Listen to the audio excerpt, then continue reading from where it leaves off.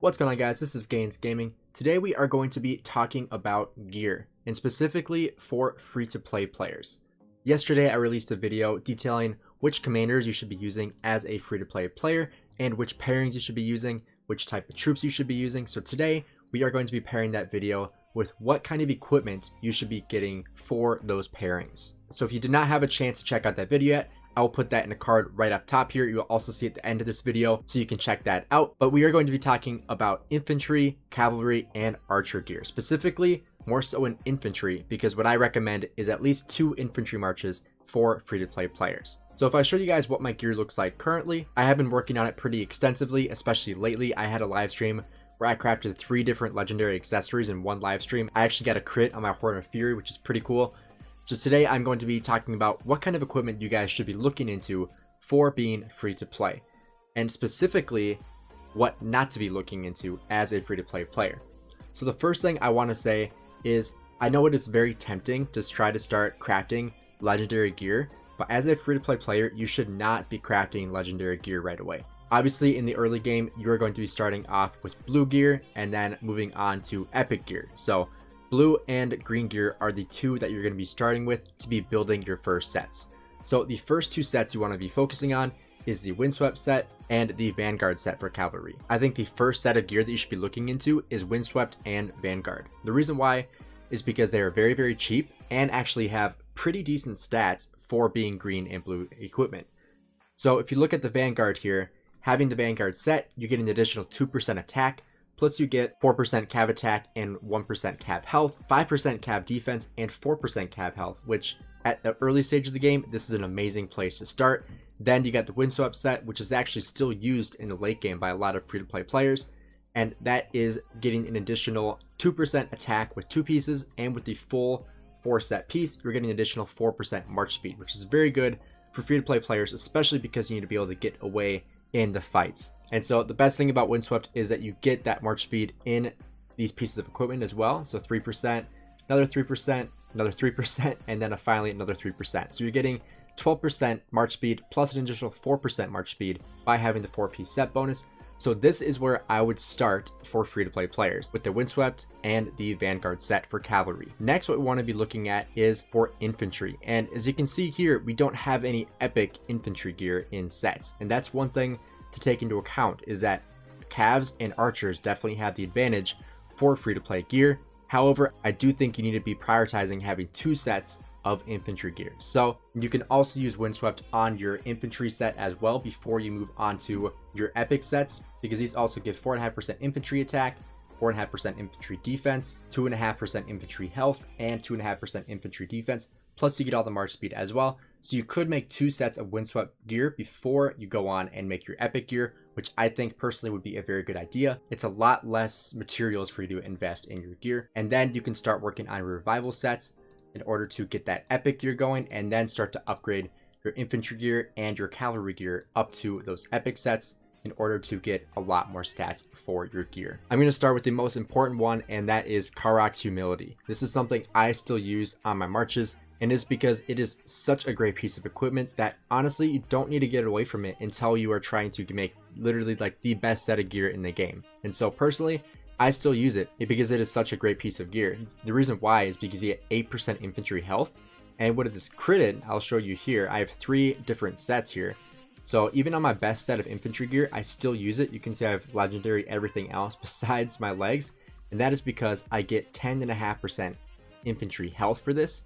Whereas if I go for the legendary set of the infantry gear, if I go show you right here, Eternal Empire, so I would be trading in 10.5% health for 11% attack, which obviously we know you should be prioritizing health and defense over attack. So this is not something you want to look into.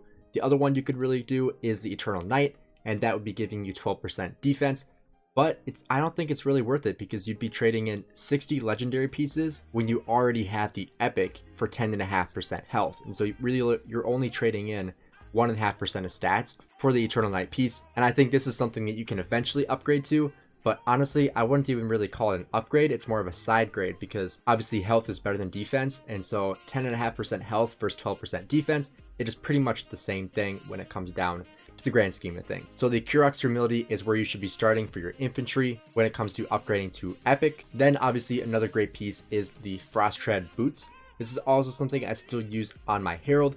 And this is because it gives 5.5% infantry defense, which is a great piece of gear. After that, we can take a look here at Set's Brutality. This is the next piece of equipment you should be working on for your infantry. And you can see, once again, I am still using it on 2 of my marches. I do still need to get a special talent, but I'm focusing more on getting another legendary piece myself. But for free-to-play players, this is the next best spot to be for infantry, and that is because you get 5.5% infantry defense. Once again, all this defense that's racking up. Another reason why getting the Eternal Knight is not as good, because you're getting so much defense from these other pieces of equipment. So getting this infantry health goes a very, very long way. And then finally, we have which infantry does not have the best weapon choices. And so you really have 2 different options here. You can either go for the Sakura, or you can go for the Eternal Empire Shield. Personally, I went for the shield because I wanted the Eternal Empire set bonuses, but what you should really be focusing on is getting the Sakura, because it is pretty relative. It's 13% infantry attack, which obviously not great, but when it's special talented, it rounds up to about 17% infantry attack. The shield is a very good option. I still use it today, obviously. And then finally, we have the helmet in the chest, which is lineage, is what you want to go for 8% attack. And then finally, for the chest piece, we're going to go for the Quinn Soul for 8% attack. And you can see right here, I do have 2 marches that are still holding this chest piece, waiting for an upgrade of Hope Cloak, which is the next step up for infantry. And like I said before, archers also have a great set similar to cavalry, and that is the revival set. This is something I still use on my Boudica as well. So revival helm, 7.5% defense, revival plate, 7.5% attack, revival greaves, 7.5% defense, and then revival gauntlets for 4.5% archer attack. And these give you 3% archer attack and 3% troop defense as well. So great sets there for archers and for cavs. So obviously, eventually want to upgrade from the windswept set. We want to focus on the chest piece Dark Lord's Blessing for 8% cav defense, the gladiator leg for 8% cav health, and then finally the cav weapon for 13% cav defense, going up to 17% cav defense when special talented. So those are the first 3 you should be focusing on. After that, we want to focus on getting the final pieces, which is going to be the helmet, the gloves, and the boots.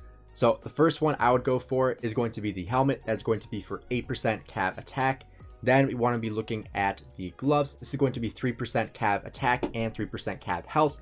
And then finally, we are going to go for the boots, and that is going to be the Cloud Racers for 5.5% cav attack. And honestly, this is something you can consider as well, is keeping the windswept boots instead of upgrading to the Cloud Racers, because you get 5.5% attack here, whereas you can keep 2.5% cav health and 3% march speed with the windswept boots. So that is also something that you can do if you are short on materials and want to hold on to the windswept boots. Then one other thing we want to talk about is accessories, and this is something that you should be working on as soon as possible when it comes to being free to play. And really the 2 that you should be focusing on the most are going to be Silent Trial and Delane's Amulet. And honestly, I think for free to play players, you should be prioritizing each of these equally, because I think the 5% incoming counterattack damage is very good for free to play, because you're going to be taking a lot more counterattack damage because your enemies are probably going to be stronger than you, but you also want to be reducing your target's rage as well. So these both add up quite a bit.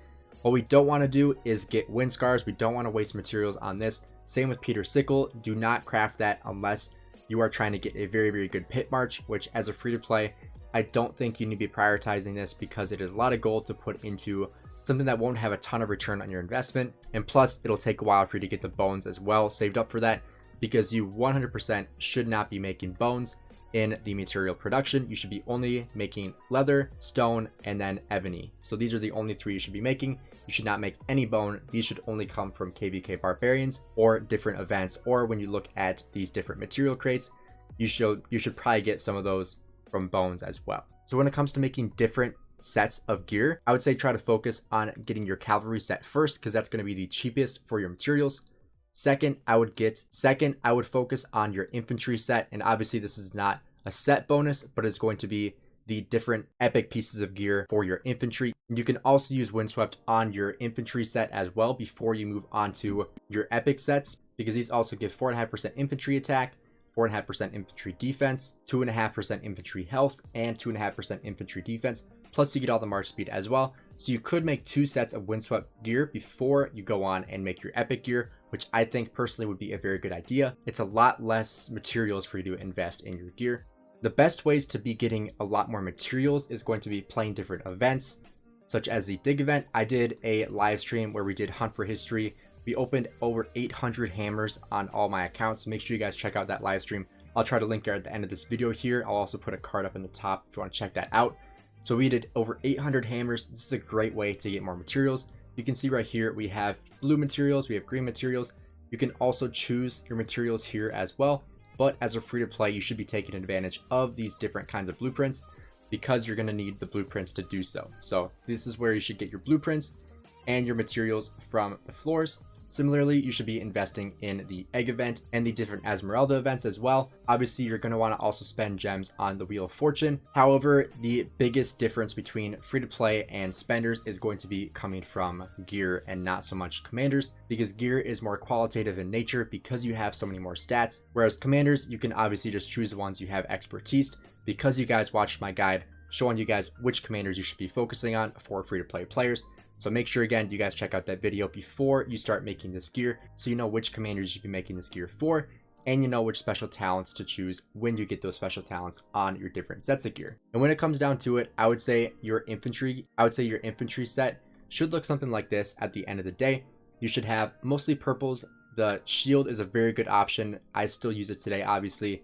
The Scarlet Hound's boots are very, very good. You don't really have to upgrade from them until you move on to upgrading to the final set of gear is going to be the Eternal Empire set. And obviously I have 4 out of 6 right now. It's probably the furthest I'm going to go with that because I really like the Hope Cloak and I like the Kurok's Humility. And I would rather be spending my materials on legendary accessories like the Ring of Doom and the Horn of Fury to increase my stats on all my commanders, not just on my one set of gear. And that's one thing I think is really important to take from this video, is that free-to-play players should be dispersing their materials in different ways. You should not try to make one really, really good set of gear because you need more than one troop out on the field. So you want to make sure you have balanced equipment between all your commanders and not put all your eggs in one basket. You should have balanced equipment and not all your gear being legendary on one commander.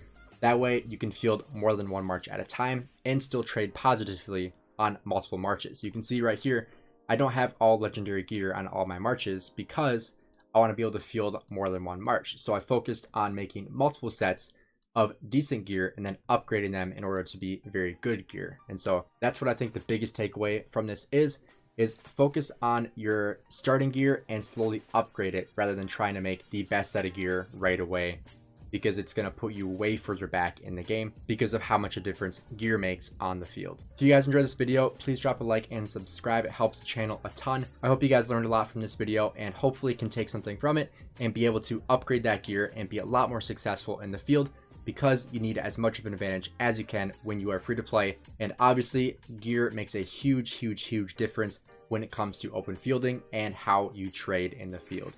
So once again, drop a like and subscribe if you enjoyed the video, and I'll see you guys in the next one.